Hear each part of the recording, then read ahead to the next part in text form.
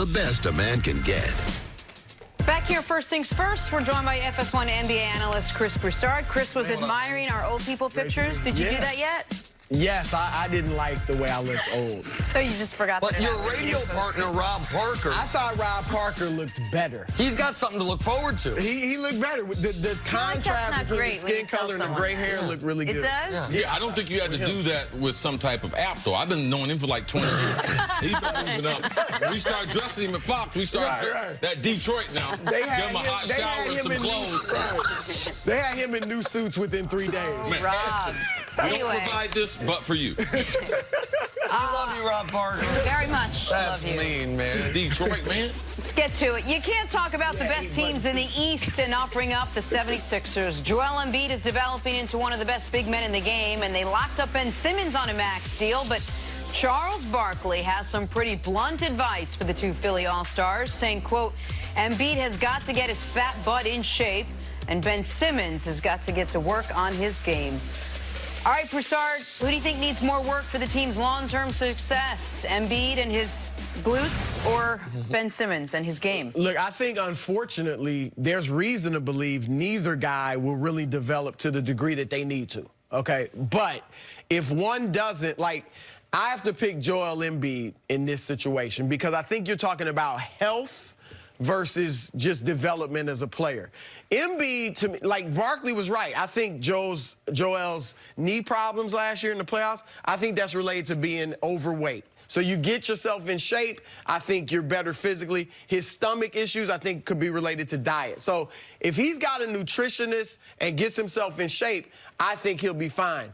And I think if he's playing, he gives you something unique. That's it. Like, there's no other big man like him in the league now, and that's valuable. Ben Simmons, if he doesn't develop, I still can trade him, and I think that's what, look, you need him to develop, but if he doesn't, I think you can move him. And Ben, look, I've been a fan of his since LSU, but I have to admit this. He has not really shown that he's going to win at a high level, that he really impacts your winning. At LSU, they don't even make the NCAA tournament. Here in Philadelphia, when they beat Toronto in 2 of those games, they were up 2-1, he scored 6 points in the first win, 10 points in the second. So I think Joel Embiid, because he is unique, and he's not just a big man on the block. We know that. He can step out, he can face up. He will probably get even better shooting threes to the point where he's really serviceable in that regard in a few years, and he can protect the rim. So he's so unique in today's NBA. I would say if I had to choose one, it'd be Embiid. Well, and we've talked a lot about Simmons, so I want to focus on Embiid as well for a moment. Also because while Simmons has enormous potential and upside, we've seen Embiid's close to realized, and his upside is best player in the league. Embiid's is not only best player in the league, but a guy that, because there aren't any other 7'2", 290-pound big men with that type of footwork, best player in the league, there's no good matchup for. And so there's the importance for the Sixers of Embiid getting his, I think it is nutrition, because I think there's a chicken and egg thing here. Because of the knee problems and because of how big he is, he's never going to be able to be a guy that can do the cardio stuff necessary to cut a lot of weight the way some guys might be able to. He's going to have to have it be a 365-day-a-year thing. And Zach Lowe pointed this out. I think it's a good point. Are you waiting for the Victor Oladipo body transformation in an offseason?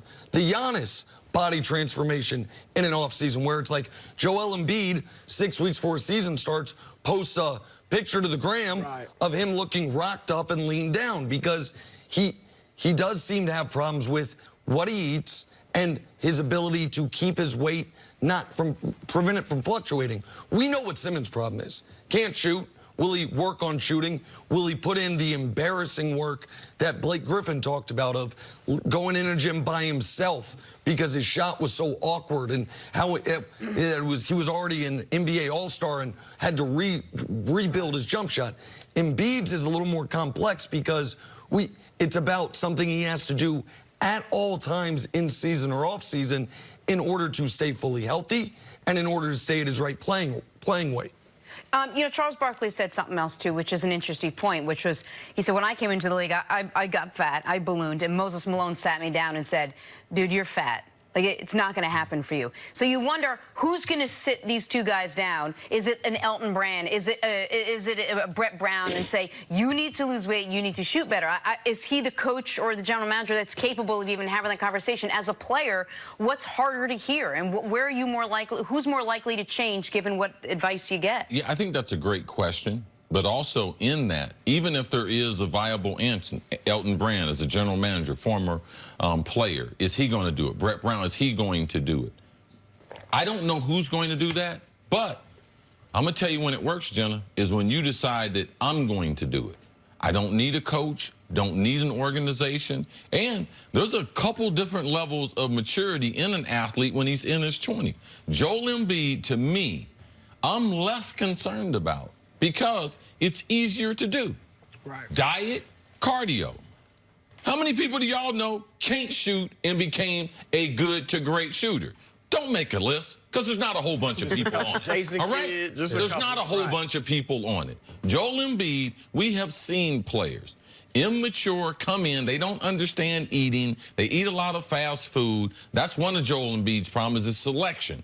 Even if he just stopped eating fast food, Joel Embiid never is going to be ripped up, Nick. He don't have the body type. He's too big. You're not going to be able to put in that type of hours to be able to cut that type through. I mean, he's a huge guy now. And we're not talking about a guy 6'7", 200 pounds. No, he's a huge man. Can he lose some weight? What's his exact fighting weight? I think that's very important. I think people cooking his food is very, very important. Ben Simmons now, I told y'all from the beginning, I haven't seen people that learned how to shoot a great deal. And he is going closer to the bucket. First year, oh man, he's 78% inside of 10 feet. Last year, 89% inside of 10 feet. He's not comfortable shooting the basketball, and that comes with hundreds and hundreds of hours locked into the gym, embarrassment, because you're going to force yourself to be a better player. The other thing, we talked about this yesterday with Simmons, his aggressiveness, it wanes. Some days he's really aggressive, other days he's passive. At 22 years old, your aggressiveness is not something I should be worrying about. No, not your motor. Right? And the fact that that's a problem, that worries me as well. To your point, Jenna, Moses Malone, Charles Barkley had no choice but to respect Moses Malone. Moses Malone had won a championship. He had already had a Hall of Fame career. Won 3 MVPs. Right. So now Al Horford is a real professional. He's respected around the league. He can say it. Elton Brand was a real professional, was respected around, very similar to Horford. Yep. He could say it, but they still don't have the stature that a Moses Malone had to where Embiid has to listen to it. And if the way last season ended isn't motivating for these two guys, we saw Embiid crying. And Ben Simmons, I thought that was a good sign. I thought, me too, because listen, you lost in the most heartbreaking fashion, in part because neither of these guys had good Game 7s. You still lost by 2 to the team that went on to win the title. If that's not motivating for them to come back better, then nothing is going to be motivating, particularly for Simmons. All right, let's take a break. Stick around. Coming up, do Harden and Westbrook need to alter their playing style? That's next on First Things First. Ben, you had plenty of time. You got dumped by the Kardashians.